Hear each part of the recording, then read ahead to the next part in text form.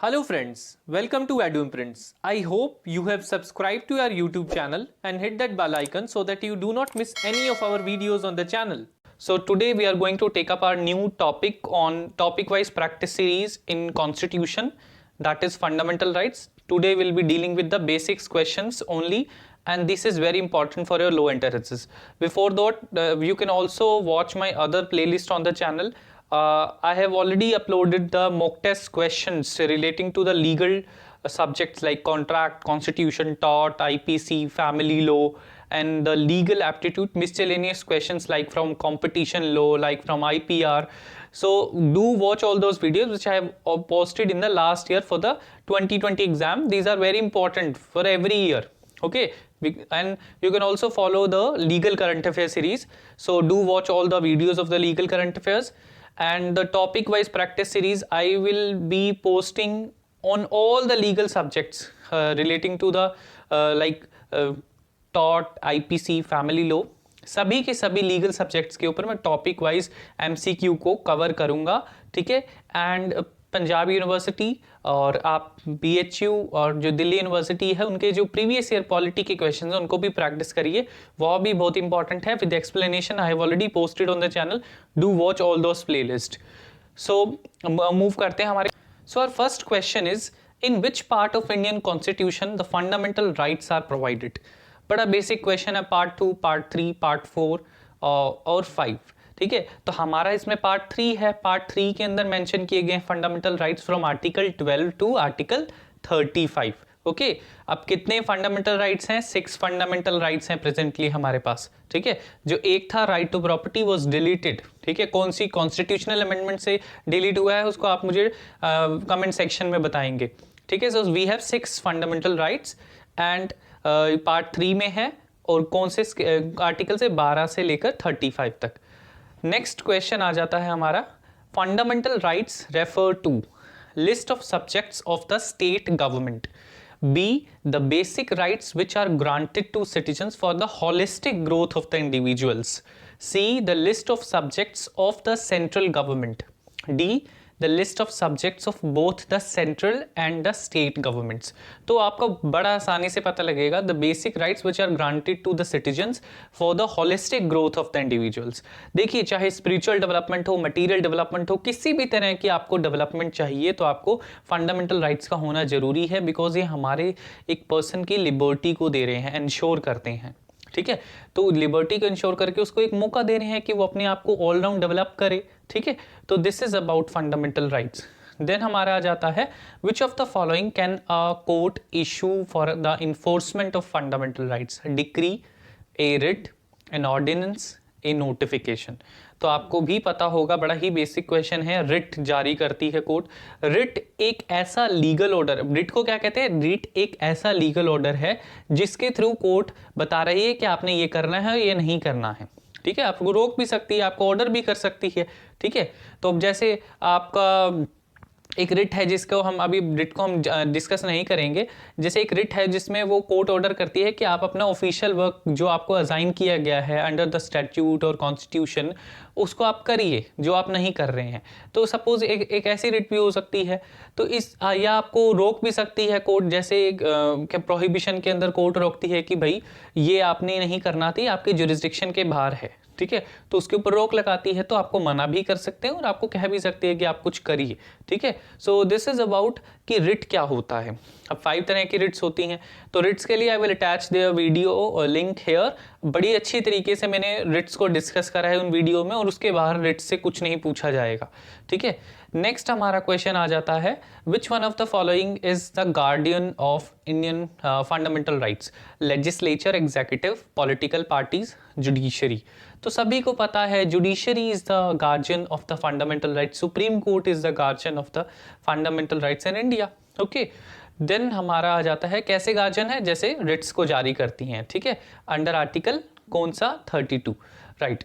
Then हमारा है, right to public office is a political right, moral right, economic right या civil right. तो ये हमारा सिविल राइट होता है जो सभी के पास है without any discrimination in India.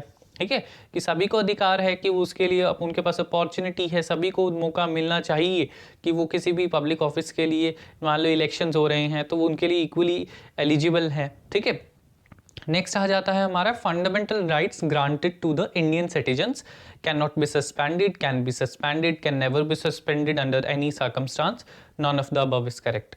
देखिए कैन बी सस्पेंडेड, ठीक है, सस्पेंड हो सकते हैं। अब देयर आर टू आर्टिकल्स, जो दो आर्टिकल्स है जो आपको ध्यान में रखने हैं, जो कि संबंधित हैं relating to suspension of fundamental rights under the basically emergency. जब नेशनल इमरजेंसी लगती है तो अंडर आर्टिकल 358, ठीक है, तो जो आर्टिकल 19 है वो ऑटोमेटिकली सस्पेंड हो जाता है। ठीक है, अब आर्टिकल 19 सस्पेंड होता है only in case of external emergency, उसके लिए कोई सेपरेट ऑर्डर पास करने की ज़रूरत नहीं है। ठीक है, जैसे ही एक्सटर्नल इमरजेंसी के बेसिस के ऊपर आपके देश में इमरजेंसी लग रही है तो आपका आर्टिकल 19 ऑटोमेटिकली सस्पेंड हो जाता है अंडर आर्टिकल 358। अब आर्टिकल 359 क्या कहता है कि जो राष्ट्रपति हैं वो एक्सेप्ट आर्टिकल 20 एंड 21 और अदर राइट्स, जो अदर राइट्स हैं आर्टिकल 19 के अलावा, उनको भी सस्पेंड कर सकते हैं।